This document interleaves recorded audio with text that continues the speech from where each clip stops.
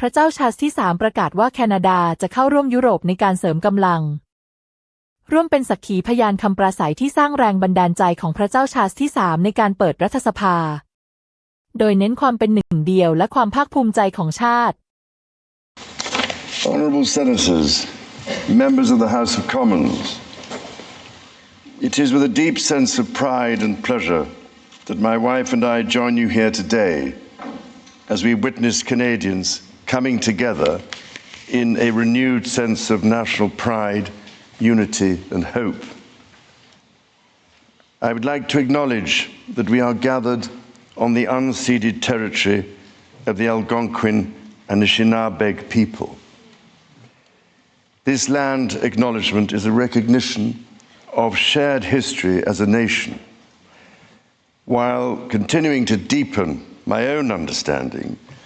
It is my great hope that in each of your communities and collectively as a country, a path is found toward truth and reconciliation in both word and deed. This is my 20th visit to Canada, spread over the course of more than half a century, and my first as sovereign. As I've said before, every time I come to Canada, a little more of Canada seeps into my bloodstream, and from there straight to my heart. I've always had the greatest admiration for Canada's unique identity, which is recognized across the world for bravery and sacrifice in defense of national values and for the diversity and kindness of Canadians. To the First Nations, Inuit and Métis peoples, you have welcomed my family and myself to your traditional lands with great warmth and hospitality, for which I am humbly grateful. This year we mark the 80th anniversary of VE Day and VJ Day. On Juno Beach, at Dieppe, on the Somme, at Beaumont-Hamel, at Ypres, and on Vimy Ridge. At those places and many others, forever etched into our memories, Canadians fought and died alongside our closest allies. Aujourd'hui, je vois des élus venant I see representatives from every part of Canada, from St. John's, Newfoundland and Labrador, to Victoria, British Columbia, and Arviat in Nunavut. I see the guardians of the fundamental rights and freedoms guaranteed in the Canadian Charter. And as King, I thank you for your service to your fellow Canadians across the length and breadth of this vast and great nation. You speak for your communities, representing an incredible richness of cultures, languages, and perspectives. We owe it to this generation and those who succeed us to think and act for the greater good of all. While the world faces unprecedented challenges, generating uncertainties across the continents with regards to peace and stability, economics and climate change, your communities have the skills and determination to bring a wealth of solutions. En encourageant la collaboration, by fostering collaboration and engaging in respectful, constructive debates, you will ensure this government is capable of bold and fair action to support Canadians. It has been nearly 70 years since the Sovereign first opened Parliament. In the time since, Canada has dramatically changed, repatriating its constitution, achieving full independence, and witnessing immense growth. Canada has embraced its British, French, and Indigenous roots and become a bold, ambitious, innovative country that is bilingual, truly multicultural, and committed to reconciliation. The Crown has for so long been a symbol of unity for Canada. It also represents stability and continuity from the past to the present. As it should, it stands proudly as a symbol of Canada today in all her richness and dynamism. When my dear late mother, Queen Elizabeth II, opened a new Canadian Parliament in 1957, the Second World War remained a fresh, painful memory. The Cold War was intensifying. Freedom and democracy were under threat. Canada was emerging as a growing economic power and a force for peace in the world. In the decades since, history has been punctuated by epoch-making events: the Vietnam War, the fall of the Berlin Wall, and the start of the War on Terror. Today, Canada faces another critical moment. Democracy, pluralism, the rule of law, self-determination, and freedom are values which Canadians hold dear, and ones which the government is determined to protect. The system of open global trade that, while not perfect, has helped to deliver prosperity for Canadians for decades, is changing. Canada's relationships with partners are also changing. Il nous faut confronter la réalité. We must be clear-eyed. Depuis la Deuxième Guerre mondiale, the world is more dangerous and uncertain place than at any point since the Second World War. Canada is facing challenges that are unprecedented in our lifetimes. Many Canadians are feeling anxious and worried about the drastically changing world around them. Fundamental change is always unsettling. Yet this moment is also an incredible opportunity for renewal, an opportunity to think big and to act bigger, an opportunity for Canada to embark on the largest transformation of its economy since the Second World War. A confident Canada, which has welcomed new Canadians, including from some of the most tragic global conflict zones, can seize this opportunity by recognizing that all Canadians can give themselves far more than any foreign power on any continent can ever take away. And that by staying true to Canadian values, Canada can build new alliances and a new economy that serves all Canadians. The Prime Minister and the President of the United States, for example, have begun defining a new economic and security relationship between Canada and the United States, rooted in mutual respect and founded on common interests, to deliver transformational benefits for both sovereign nations. Simultanément, le gouvernement... In parallel, the government is working to strengthen its relationships with reliable trading partners and allies around the world, recognizing that Canada has what the world needs and the values the world respects.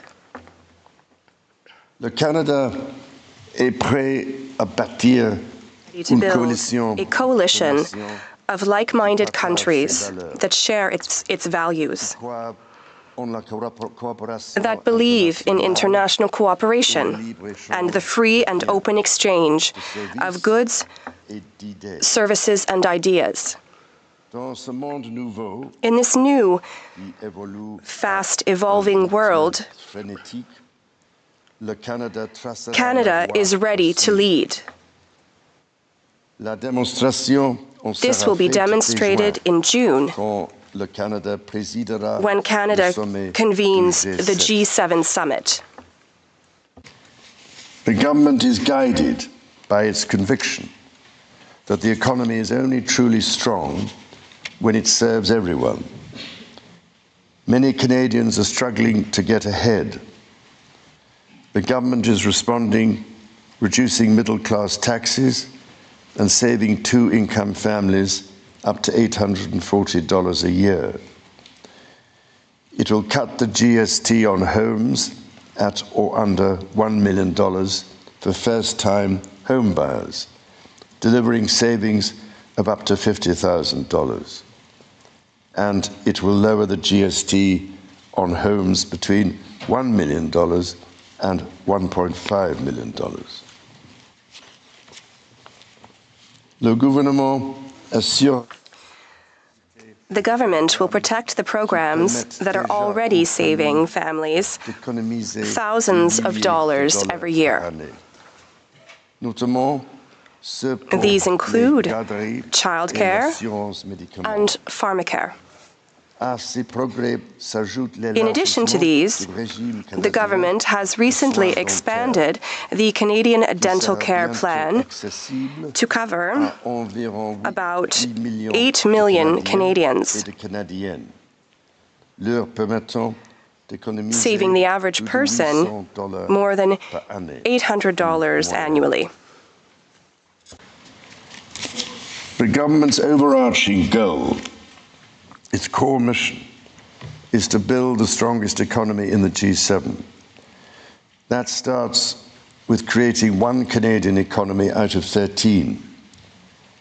Internal barriers to trade and labour mobility cost Canada as much as $200 billion each year. The government will introduce legislation to remove all remaining federal barriers to internal trade and labour mobility by Canada Day.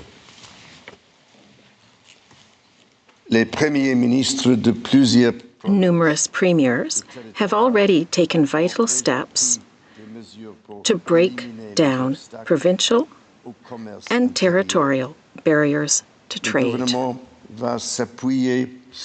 Together, we will build on that progress to deliver free trade across the nation.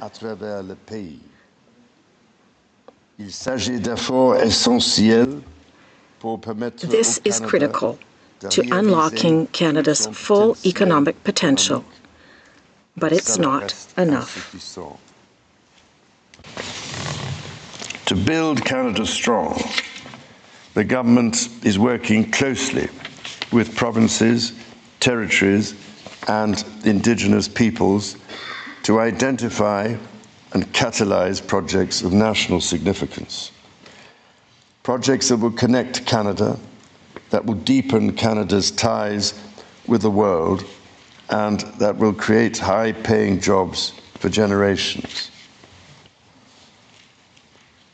Given the pace of change and the scale of opportunities, speed is of the essence. Through the creation of a new major federal project office, the time needed to approve a project will be reduced from 5 years to 2, all while upholding Canada's world-leading environmental standards and its constitutional obligations to Indigenous peoples. The government will also strike cooperation agreements with every interested province and territory within 6 months to realise its goal of one project, one review. When Canadians come together, Canada builds things that last. Éliminer ces obstacles qui freinent. By removing these barriers that have held back our economy, we will unleash a new era of growth that will ensure we don't just survive ongoing trade wars, but emerge from them stronger than ever. It will enable Canada to become the world's leading energy superpower in both clean and conventional energy, to build an industrial strategy that will make Canada more globally competitive while fighting climate change. To build hundreds of thousands of good careers in the skilled trades, and to build Canada into the world's leading hub for science and innovation. Critically, the government will undertake a series of measures to help double the rate of home building while creating an entirely new housing industry, using Canadian technology, Canadian skilled workers, and Canadian lumber. The government will introduce measures to deliver affordable homes by creating Build Canada homes. This mission-driven organization will act to accelerate the development of new affordable housing. It will invest in the growth of the prefabricated and modular housing industry, and it will provide significant financing to affordable home builders. The government will make the housing market work better, including by cutting municipal development charges in half for all multi-unit housing. The government will drive supply up to bring housing costs down. To be truly strong, Canada must be secure. To that end, the government will introduce legislation to enhance security at Canada's borders. Law enforcement and intelligence agencies will have new tools to stop the flow of fentanyl and its precursors. The Canada Border Services Agency will be given new powers to examine goods destined for export, to prevent the transport of illegal and stolen products, including cars. Le gouvernement protégera. The government will protect Canada's sovereignty by rebuilding, rearming, and reinvesting in the Canadian armed forces. It will boost Canada's defense industry by joining Rearm Europe to invest in transatlantic security with Canada's European partners. And it will invest to strengthen its presence in the north, as this region, which is an integral part of Canada, faces new threats. The government will discharge its duty to protect Canadians and their sovereign rights from wherever challenges may come at home or abroad. To keep communities safe, the government will hire 1,000 more RCMP personnel. It will change firearms licensing and strengthen enforcement of yellow and red flag laws. Weapons licenses for those convicted of intimate partner violence and those subject to protection orders will be revoked. Through the deployment of scanners, drones, and helicopters, additional personnel, and canine teams, the government will stem the tide of illegal guns and drugs across the border. It will take these steps while protecting the rights of law-abiding gun owners and Indigenous peoples' long-standing hunting traditions. The government will bring a renewed focus on car theft and home invasions by toughening the criminal code to make bail harder to get for repeat offenders charged with committing these crimes, along with human trafficking and drug smuggling.